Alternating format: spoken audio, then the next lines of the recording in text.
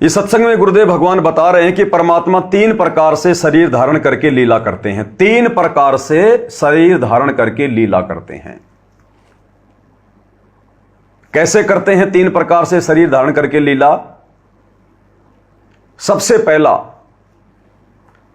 परमात्मा वैसे तो तीनों ही रूपों में सतलोक से चलकर सशरीर धरती पर प्रकट होते हैं, लेकिन पहला रूप क्या है, पहली वो प्रक्रिया क्या है जिस प्रक्रिया से परमात्मा सबका धारण पोषण करते हैं? वो है प्रत्येक युग की शुरुआत में परमात्मा अपने विधान अनुसार, वेदों में लिखी विधि अनुसार, विधान अनुसार शिशु रूप में किसी तालाब में, सरोवर में कमल के फूल पर शिशु रूप में प्रकट होते हैं। वहां से उनको निसंतान दंपत्ति, जिनको परमात्मा ने निमित्त बनाया होता है पहले से, अच्छी आत्मा जो युगों युगों से परमात्मा की भक्ति करती हुई आ रही होती हैं, लेकिन किसी कारण से पार नहीं हो पाती हैं। परमेश्वर उन आत्माओं को शिशु रूप में अपनी परवरिश की सेवा देते हैं और वो निसंतान दंपत्ति उस बच्चे को वहां से उठा ले जाती है और उसकी परवरिश करती है। फिर वो परमात्मा धीरे धीरे बड़ा होता है और एक पूरा लीलामय जीवन जीता है, आत्माओं को अपना ज्ञान देता है, आगे चलकर गुरु की भूमिका निभाता है। इस प्रकार से परमात्मा इस काल के लोक में प्रवेश करके सबका धारण पोषण करते हैं। दूसरी विधि क्या बताई गुरुदेव ने? दूसरी विधि से परमात्मा किसी साधु संत महात्मा का रूप बनाकर, कहीं किसी आश्रम में कहीं कोई 10 साल रह गए, कहीं कोई 20 साल रह गए, कहीं 6 महीने रह गए, और उस क्षेत्र की आत्माओं को धार्मिकता से जोड़ देते हैं उपदेश देकर, ताकि उनको मनुष्य जन्म मिलते रहे, उनकी बैटरी चार्ज होती रहे कलयुग की पिछली पीढ़ी तक, क्योंकि खेल सारा परमात्मा कलयुग की पिछली पीढ़ी के लिए ही करते हैं। तो परमेश्वर कहीं भी कभी भी संत रूप में, साधु रूप में जो है वो प्रकट हो जाते हैं। छोटा सा कोई आश्रम बना लेते हैं, कहीं 10 साल, कहीं 15 साल, कहीं 20 साल, कहीं 6 महीने, और उसके बाद परमात्मा वहां से अंतर्ध्यान हो जाते हैं, वो चले जाते हैं। और अगर उनसे कोई पूछता है कि आप कहां से आए हो महाराज, आपका गांव कौन सा है, तो परमात्मा कहते हैं कि साधु संतों के विषय में ज्यादा पूछताछ नहीं करनी चाहिए। और इस प्रकार परमात्मा दूसरी स्थिति में जीवों का धारण पोषण करते हैं, उन्हें धर्म से जोड़ते हैं, भक्ति से जोड़ते हैं। तीसरी स्थिति में वो परमात्मा एक जिंदा महात्मा के रूप में प्रकट होता है और अपनी अच्छी आत्माओं को मिलता है और उनको सतलोक लेकर जाता है। उन्हें सारे ब्रह्मांडों से, सारी सृष्टि से, धर्म और सारे उन कर्मों से परिचित करवाता है, उनका ज्ञान योग खोलता है। फिर वापस उन आत्माओं को पृथ्वी पर छोड़ता है, अपने गवाह बनाता है, और वो आत्माएं फिर परमेश्वर से प्राप्त उस ज्ञान का प्रचार करती हैं, तत्वदर्शी संत की भूमिका निभाती हैं। इस प्रकार से तीसरी स्थिति में परमात्मा हम जीवों का धारण पोषण करते हैं। और इस सत्संग में जो मुख्य बात गुरुदेव भगवान ने हमें बताई वो ये है भाई और बहनों, कि परमात्मा कमल के फूल पर ही क्यों प्रकट होते हैं। प्रत्येक युग में, उस युग की शुरुआत में केवल एक बार परमात्मा कमल के फूल पर ही क्यों प्रकट होते हैं? क्योंकि परमेश्वर शुद्ध है, निर्मल है, पाक है, पवित्र है। और जब परमेश्वर इस गंदे लोक में, इस पृथ्वी, इस मृत लोक में आते हैं लीला करने के लिए शिशु रूप में, तो परमेश्वर कमल के फूल पर प्रकट होते हैं, क्योंकि कमल के फूल पर गंदगी नहीं ठहरती है, कमल के फूल पर कीचड़ या धूल मिट्टी नहीं ठहरती है, नहीं लगती है। वो इतना कोमल होता है, इसलिए वो पवित्र होता है, वो शुद्ध होता है। इसलिए परमात्मा इस गंदे लोक में शिशु रूप में कमल के फूल पर प्रकट होते हैं। अब आप और हमारे लिए बहुत अच्छा पॉइंट है भाई और बहनों, विश्वास के लिए, उन भगत भाई बहनों के लिए जिन्होंने अपने गुरु को परमात्मा मान लिया, जिन्होंने सतगुरु रामपाल जी को कबीर भगवान मान लिया कि हमारे गुरुदेव भगवान स्वयं कबीर देव हैं, और अपने विधान अनुसार, अपने गुणों अनुसार ये केवल प्रकट होते हैं, क्योंकि ये स्वयंभू है। इन्होंने सारी सृष्टि को रचा है। ये किसी मां के गर्भ से जन्म नहीं लेते।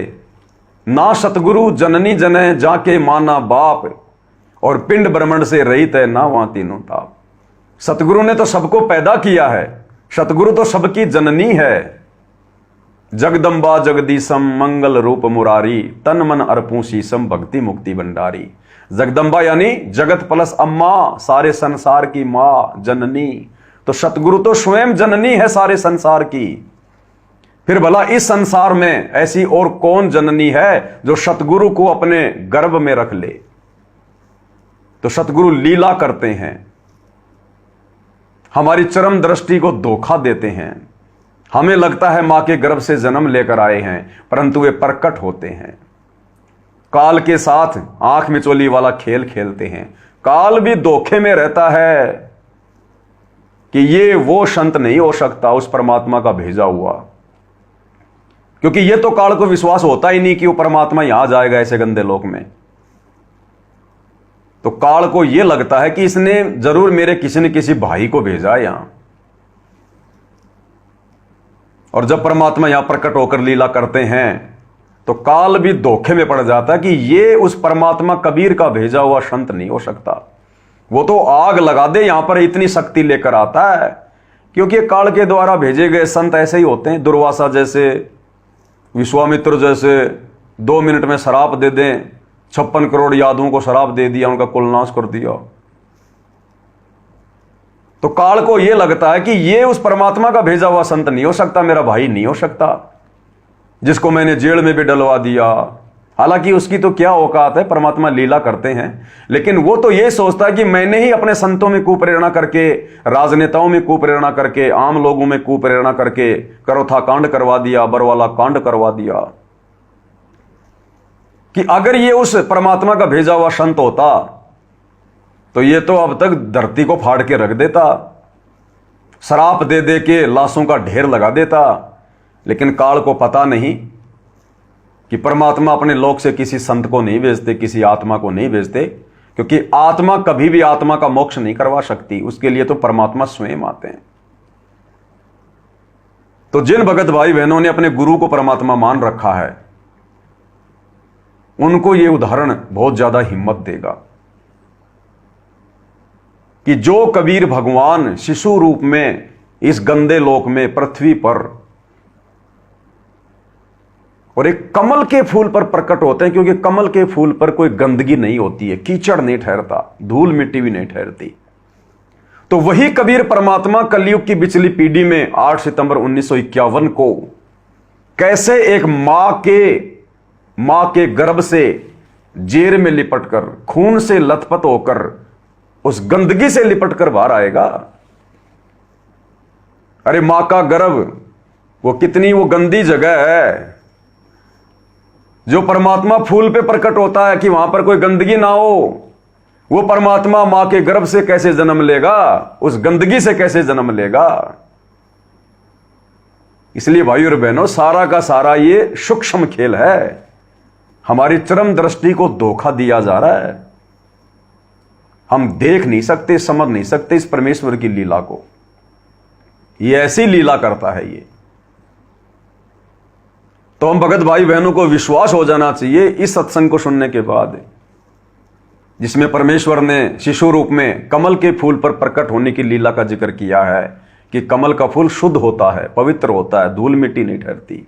फिर वो परमात्मा 8 सितंबर 1951 को मां के गर्भ से गंदगी से जन्म लेकर कैसे आएगा, और होता प्रकट ही है। और वो परमात्मा सतगुरु रामपाल जी ही है। तो सारा खेल सूक्ष्म है गुरुदेव का, सूक्ष्म। तो क्या कह रहे हैं गुरुदेव भगवान, ध्यान से सुनिएगा। एक रूप में परमात्मा ऊपर के लोक में सिंहासन के ऊपर विराजमान है, और जैसे राजा बैठते हैं मुकुट वगैरह धारण करके, ऊपर सिर पे छत्र है उनके, और बहुत सुंदर उनका शरीर है। एक रोम में, एक बाल में करोड़ सूर्य मिला दे, करोड़ चंद्रमा तो भी फीके पड़े हैं। इतना नूर है, इतना प्रकाश है भगवान की बॉडी का। तो वो परमात्मा एक रूप में वहां रहते हैं। परमात्मा के अंदर बहुत पावर होती है, वो अनेक रूप भी बना सकते हैं। दूसरी प्रकार की लीला वो करते हैं, प्रत्येक युग में एक शिशु रूप धारण करके और किसी सरोवर में कमल के फूल पर आकर विराजमान होते हैं। कमल के फूल पर ना धूल होती है रुकती है, ना गारा रुकती है, ना जल रुकता है, स्वच्छ होता है, इसलिए परमात्मा उस पर आकर विराजमान होते हैं। क्या कह रहे हैं गुरुदेव भगवान? धूल होती है कमल के फूल धारण करके और किसी सरोवर में कमल के फूल पर आकर विराजमान होते हैं। कमल के फूल पर ना धूल होती है रुकती है, ना गारा रुकती है, ना जल रुकता है, स्वच्छ होता है, इसलिए परमात्मा उस पर आकर विराजमान होते हैं। वहां से निसंतान दंपति उन्हें उठा ले जाते हैं। ये फिर वो धीरे धीरे जिस भी वर्ण में वो जाते हैं बालक रूप में, और उसी में वो अपना उसी क्रिया को करने लग जाते हैं। और उसके साथ साथ फिर जिस उद्देश्य से वो आते हैं, ज्ञान प्रचार करने के लिए, एक सतगुरु की लीला करने के लिए, वो स्वयं ही आते हैं। क्या कह रहे हैं गुरुदेव भगवान? इसके अलावा परमात्मा जिस उद्देश्य से आते हैं, सतलोक से चलकर परमात्मा इस पृथ्वी लोक पर क्या उद्देश्य लेके आते हैं? राजनीति का उद्देश्य लेके नहीं आते, स्टेडियम बनाने का उद्देश्य लेके नहीं आते, यहां की गंदी राजनीति में अपने भक्तों को सड़ाने की मनसा लेके नहीं आते, आरक्षणों में बैठाने की मनसा लेके नहीं आते। भक्ति करवाने के उद्देश्य से, आत्माओं का मोक्ष करवाने के उद्देश्य से परमात्मा आते हैं, और वो परमात्मा स्वयं ही आते हैं। क्या कह रहे हैं गुरुदेव? वो परमात्मा स्वयं ही आते हैं। इससे क्लियर हो जाता है कि समर्थ का काम उसी को साजे और करे तो मूर्ख बाजे। परमात्मा स्वयं ही सतलोक से चलकर आते हैं।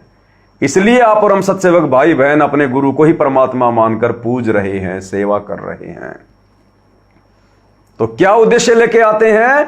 केवल भक्ति का, आत्माओं को निर्विकार बनाने का, हंस बनाने का।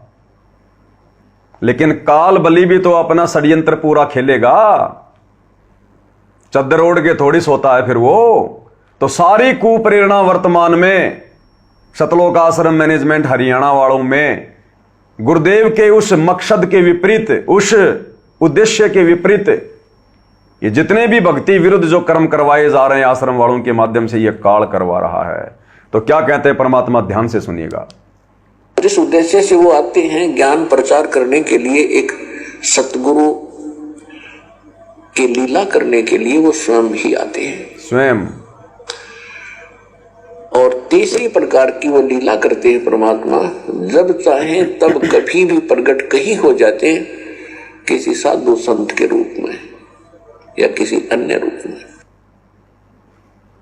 तो सुना भाई और बहनों, किस प्रकार से गुरुदेव भगवान ने हमें निर्देशित किया है, आदेशित किया है।